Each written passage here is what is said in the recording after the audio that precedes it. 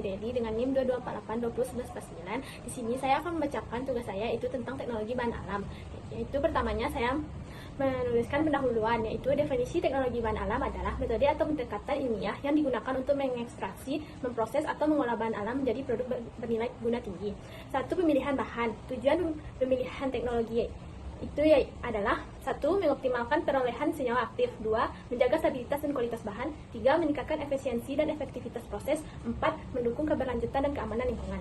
Selanjutnya, ada faktor penentu pemilihan teknologi. 1. Sifat dan karakteristik bahan alam adalah termolabil atau tidak peka terhadap panas, mudah teroksidasi, mudah larut atau tidak bentuk fisik, daun, contohnya daun, kulit, akar, dan lain-lain.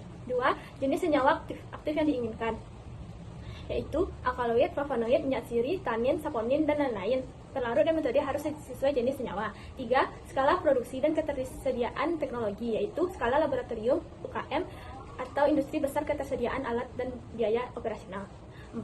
Aspek ekonomi dan lingkungan, biaya rendah, efisien, limbah minimal, dan ramah lingkungan.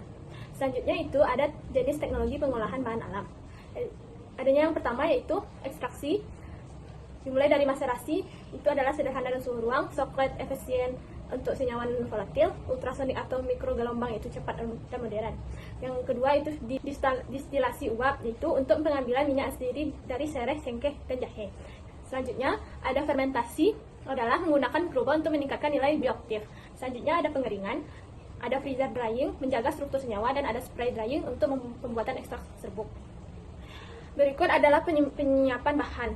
Ada beberapa tahapan umum dalam penyiapan bahan dalam konteks teknologi bahan alam. Yang pertama adalah pemanenan atau pengambilan bahan mentah, misalnya kayu dari hutan, serat alam dari tanaman seperti rami, kenaf, atau kapas, atau bahan tambang seperti tanah liat, batu kapur, dan pasir silika. 2. Pembersihan dan sortasi adalah menghilangkan kotoran seperti tanah, pasir, kulit, atau bahan lain yang tidak diinginkan. Sortasi yang dilakukan untuk memisahkan bahan berdasarkan ukuran, kualitas, atau karakteristik lain. Dan yang ketiga itu pengeringan. Adalah banyak bahan alam perlu dikeringkan untuk mengurangi kadar air, mencegah pembusukan, dan mempermudah proses selanjutnya. Yang keempat yaitu penghancuran atau penggilingan. Bahan padat diubah menjadi bentuk bubuk, serpihan, atau ukuran yang lebih kecil agar mudah dicampur, dicetak, atau direaksikan. Yang kelima, ekstraksi atau pemurnian. Proses kimia atau mekanis untuk mengambil komponen tertentu dari bahan alam seperti ekstraksi minyak nabati, isolasi serat selulosa, atau pemurnian mineral. Dan yang terakhir, pengolahan awal fisik atau kimia, misalnya perlakuan panas, fermentasi, atau penggunaan pelarut untuk meningkatkan sifat-sifat tertentu dari bahan. Selanjutnya ada penyimpanan bahan. Tujuannya yaitu menjaga stabilitas dan mutu bahan alam sebelum dan sesudah ekstraksi. Metode penyimpanannya ada pengeringan, yaitu mengurangi kadar air agar tidak cepat rusak. Kemudian ada penyimpanan spesial, yaitu dengan wadah tertutup rapat, tempat garing, sejuk, terlindung cahaya, penyimpanan ekstrak, suhu rendah, dan tambahan bahan pengawet alami jika diperlukan. Kemudian ada faktor yang mempengaruhi penyimpanan. Pertama itu suhu dan kelembapan.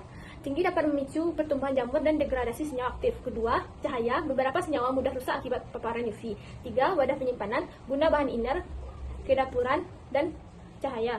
Yang keempat yaitu lama penyimpanan. Gunakan bahan sesuai batas waktu simpan optimal. Baiklah, sekian dari tugas saya. Terima kasih.